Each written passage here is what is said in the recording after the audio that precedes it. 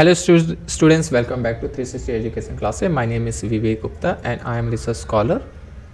सो आज के वीडियो में हम लोग पढ़ेंगे meaning of partnership. Theory point of view से हम लोग समझेंगे बीकॉम फर्स्ट सेमेस्टर में बिजनेस ऑर्गेनाइजेशन में फर्स्ट यूनिट में ये टॉपिक है।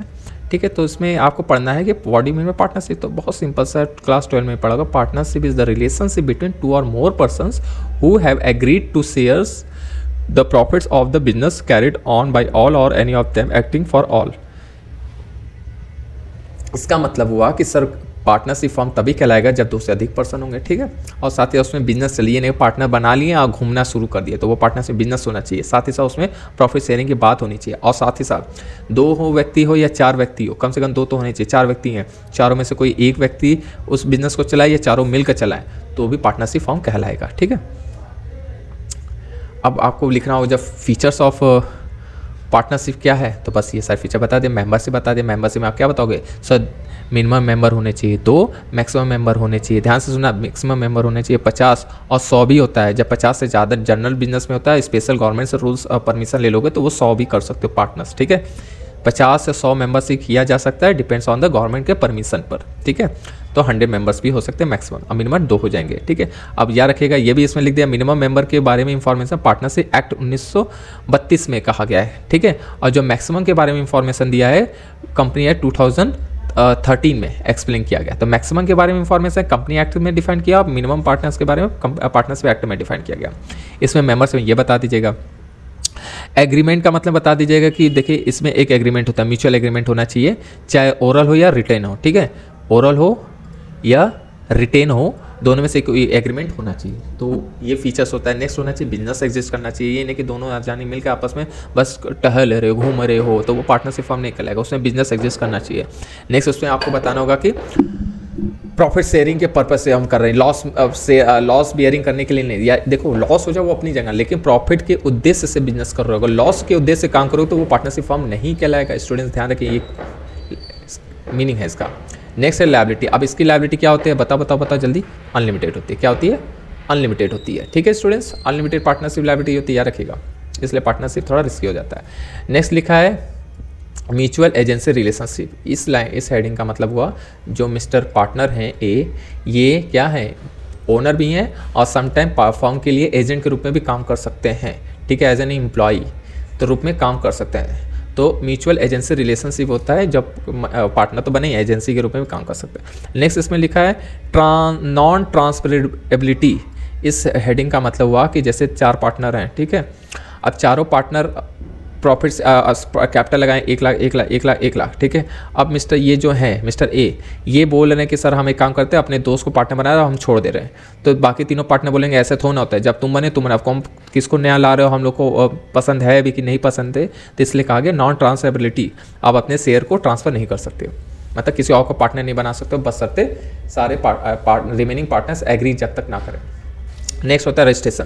देखो पार्टनरशिप एक्ट 1932 के अकॉर्डिंग काम करता है, लेकिन इसका रजिस्ट्रेशन कराना मैंडेटरी नहीं है। स्टूडेंट याद रखना, कंपलसरी नहीं है।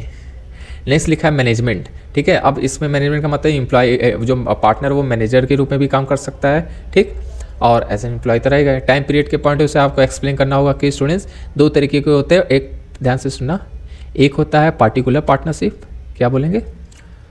Particular partnership. एक होता है पार्टनरशिप एट विल। देखो मैं मेन चीज लिखता है एट विल।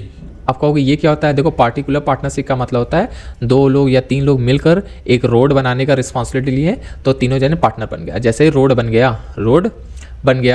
गया तो अब पार्टनरशिप ऑटोमेटिकली डिसॉल्व हो जाएगा। इस तरीके का पार्टनरशिप को बोलते हैं पार्टिकुलर पार्टनरशिप। ठीक है, और एट विल का मतलब होता है जब तक आपकी इच्छा है पार्टनरशिप बनाए रखो, आप 4 दिन काम करो या 4 साल काम करो या 40 साल काम करो, जिस दिन इच्छा आप लोगों की होगी उस दिन डिसॉल्व हो जाएगा।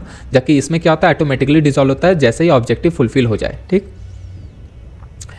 अब मैरिट्स की बात करेंगे तो देखो प्राइवेसी तो बनी रहती है, लेकिन वो सोल प्रॉपर्टी की कंपैरिजन में कम प्राइवेसी रहेगा। तो यहाँ पे प्राइवेसी बता दीजिए कि जब तक सभी पार्टनर के बारे में एक दूसरे को इन्फॉर्मेशन रखा है तो ठीक है, तो सिक्रेसी बना है, किसी बाहर को ना पता नहीं चलता है। इसमें आप बता दें पार्टनरशिप कंपैरिजन टू कंपनीज ना फ्लेक्सिबल रहता है। ठीक है, आप इसमें पार्टनरशिप बढ़ा सकते हो, अपने ब्रांचेस को बढ़ा सकते हो। ठीक है, अपने हिसाब से 4 लोग 5 लोग को तो आपस में डिसाइड करके फ्लेक्सिबिलिटी बना सकते हैं। मोर स्कोप होता है किसके कंपैरिजन में? वन सोल प्रोप्राइटरशिप के से ज़्यादा ब्रांचेस खोल सकते हो। ईजी टू फॉर्म होता है। अब ईजी टू फॉर्म का मतलब होता है पार्टनरशिप अकॉर्डिंग आप बस काम कीजिए, रजिस्ट्रेशन करिए ना करिए वो आपकी इच्छा है। तो ये भी एक तरह से ईजी होता है इस्टेब्लिश करना या फॉर्मेशन ऑफ पार्टनरशिप। नेक्स्ट लिखा लार्जर फाइनेंशियल रिसोर्सेज होता है। भाई एक अकेला व्यक्ति का कितना ही कैपिटल होगा, लेकिन 4 लोग अगर के पास 4 लोग आपस में बिजनेस स्टार्ट करते हो इसके तुलना में तो ज़्यादा कैपिटल पैसा आ जाएगा ना। रिस्क शेयरिंग होता है। आप रिस्क यहाँ पे अंक सोल प्रोप्राइटरशिप में क्या होता है, बेचारा अकेले सब बियर करता है। 4 लोग हैं, चारों लोग 10-10 हज़ार लॉस बियर कर लेंगे तो कम बड़े लगेगा ना। नेक्स्ट लिखा डिवीजन ऑफ वर्क, काम आपस में बांट सकते हैं ना। नेक्स्ट लिखा मोटिवेशन, बेचारा सुबह नहीं होता है दोस्तों लोग जब जिम जाते हैं तो 3 लोग रेडी होंगे, चौथा वो ज़बरदस्ती उठा के ले जाते हैं जिम में, तो ऐसे क्या मिलता है, मोटिवेशन मिलता है एक दूसरे से।